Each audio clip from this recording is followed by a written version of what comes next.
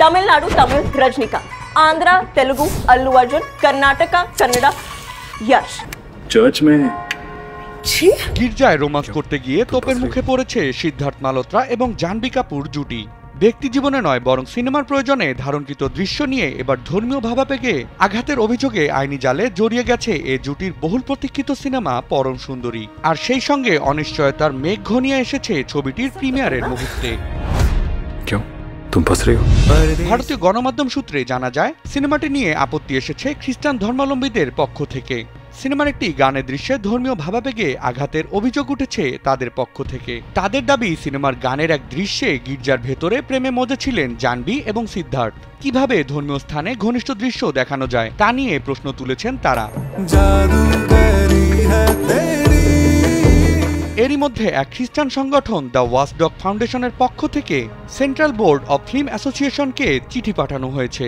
এমনকি মহারাষ্ট্র সরকারের কাছেও চিঠি পাঠিয়েছেন তারা। শুধু তাই নয়, পরিচালকের কাছে চিঠি পাঠিয়ে তারা অনুরোধ করেছেন ছবি থেকে বিশেষ ওই দৃশ্যটি বাদ দেওয়ার জন্য।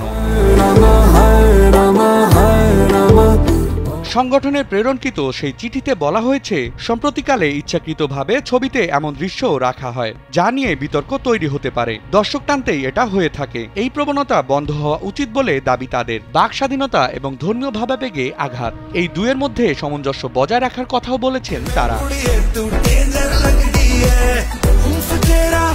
প্রেরিত সেই চিঠিতে আরো বলা হয়েছে, গির্জা একটি পবিত্র স্থান। এখানে প্রার্থনা করা হয় ঈশ্বরের কাছে।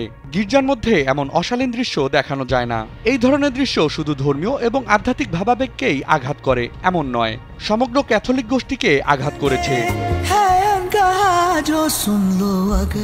তুষার জালোটার পরিচালনায় নির্মিত এই সিনেমাটি মুক্তি পেতে চলেছে চলতি বছরের 29 আগস্ট। ইতোমধ্যে সিনেমার ট্রেলার এবং গান মুক্তি পেয়েছে, যা দেখে বেশ উচ্ছ্বসিত দর্শকরা।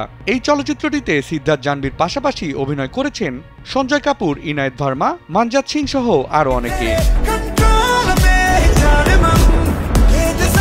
বিনোদন ডেস্ক, কালবেলা।